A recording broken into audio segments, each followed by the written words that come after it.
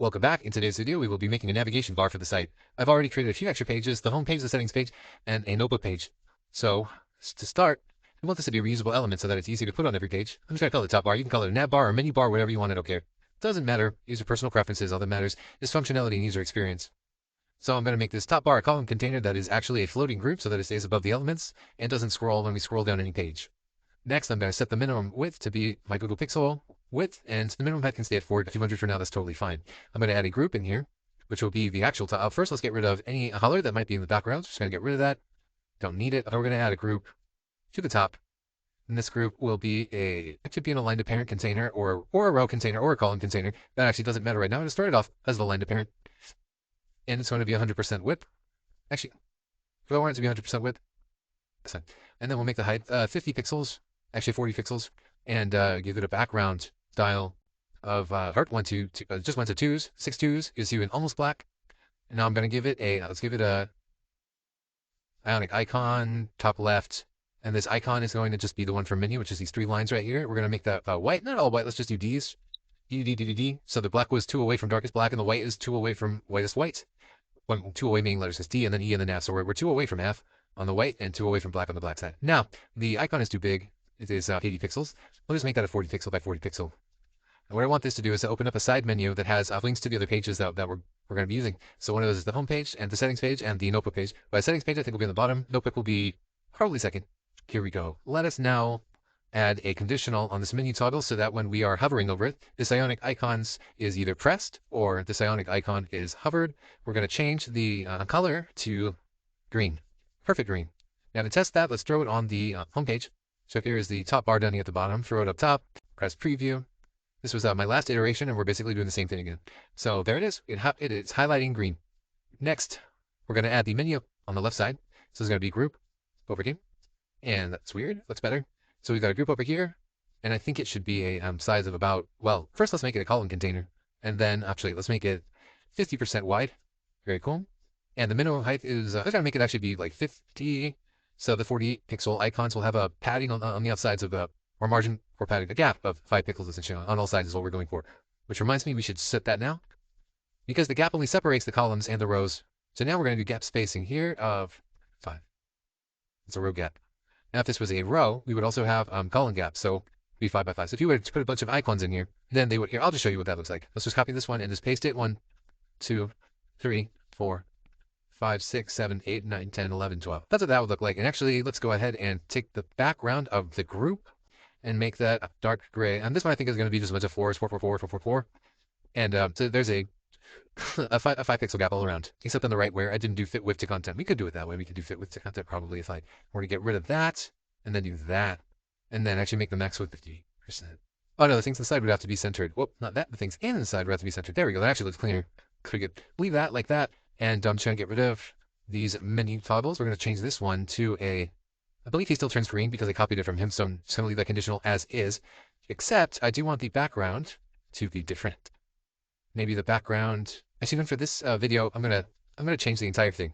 Instead of it being icons, this time it's going to be text. Okay, so we're back to 50% width, and essentially I just want let's put groups in here, and these groups are going to be pretty small. They're going to be rows. Excuse me, let me make sure. What is this group? The previous group is, so that's the top bar. Why do I have 3 of those? That's weird.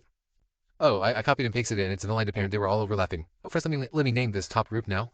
It's just the top bar group. And then this is the E toggle icon. And then group B is the left side menu. And group, ooh, wait, hold on. Oh, group C is now supposed to be a menu row. Good. And the left side menu, I'm going to make this actually a column container. And the menu row should be a pretty small item that the width is 100% of its container, but there is padding, so there's a little extra on the sides that won't be overlapping. Also, padding makes it easier for you to select what you want to select faster. Just having padding, you can get rid of that later, but that's good to have. I've noticed it makes things easier than having to click and then reveal in tree. Oh, sorry, right click and then but first parent or reveal an element tree. It's just faster to be able to go to this little margin here and just click on it to get the group you want to get selected. So now we've got a menu row that needs to be not more than, in fact, it should be exactly 50 pixels high.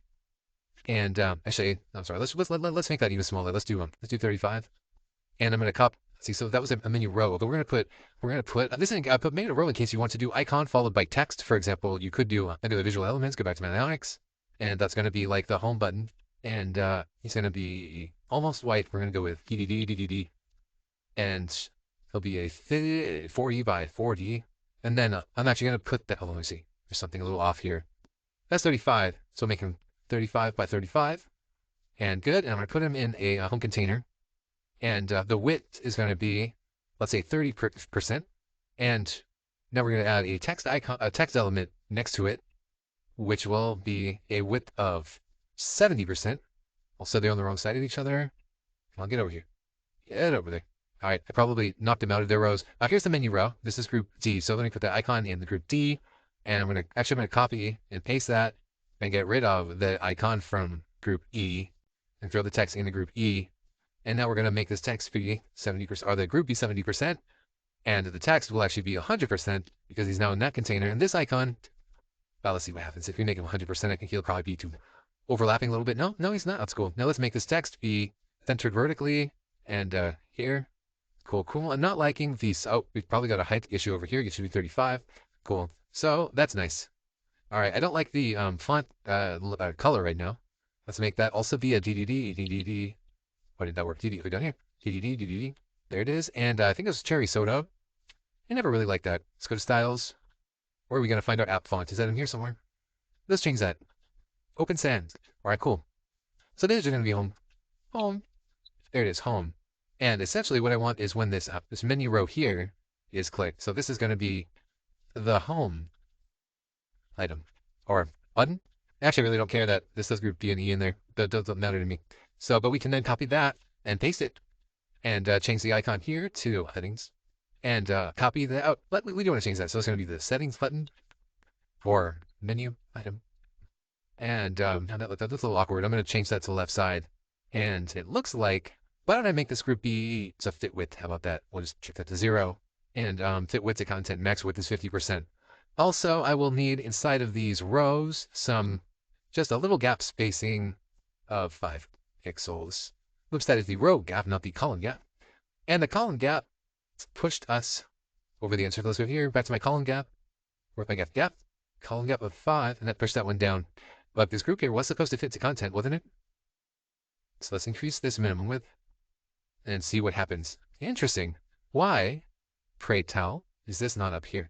Oh, because the gap went over the percentage. All right, so let's just undo a lot of times. That's why it's better not to do increments. It's better to do big interval changes as opposed to just clicking up one at a time. You have run out of backspaces. Oh, nope, up good. So right about there. Oh, that's fine. Instead of that, then, we'll put this guy back as centered. And this guy back as centered. Doesn't look horrible, in my opinion. Although, there we go. There's some menu items there. And I'm going to copy the home again. Copy and paste. And I'm going to put them in the middle. And this should be notebook. So I guess we're making a note taking up. So let's see this up. Let's do the book. How about notebook? Was it notebook? I think it was actually note. No, it was a book. Just do the book. And there's a different notebook. Notebook. Cool. All right. Now we're going to put on this home button group. Well, let's go ahead and change the name of this to notebook button. Actually, notebook menu item. Notebook menu item. How about that? I think menu item sounds better. These aren't really buttons. I mean, they're going to act like buttons. But, settings, menu item. So let's add a workflow to the settings menu item. To go to the page settings and the notebook menu item, same thing. Go to page, book, and home, go, Cool. So here we are. We're just gonna reload. Why did I do that? I did not mean to reload. I meant to press preview. That's okay. Anyway, we can preview from here. Did I do the toggle yet? I don't think I did the toggle yet, so we should probably hit that. We've got an interesting problem here that doesn't normally happen. There it is. Here's our start edit workflow. We're gonna need that to toggle the menu item, which would be left side menu. Let's see if that top bar was saved. Oh, good. At least that's saved. And this says upgrade to deploy. I don't see it. Oh, right. I need to be on the homepage to press preview. Anyway, back to the app. Press preview. And here we are. Now, if I click here, well, we're already on home, but I should be able to click here. And there's the notebook page right there. And I haven't put it on the notebook page yet. So let's go to the notebook page. Put the top bar there. Boom. And the settings page. Put the top bar there. Boom. Preview that. Home. Goes home, notebook, goes to notebook, and settings, goes to settings. All right, so we now have a navigation bar. That's it for this video.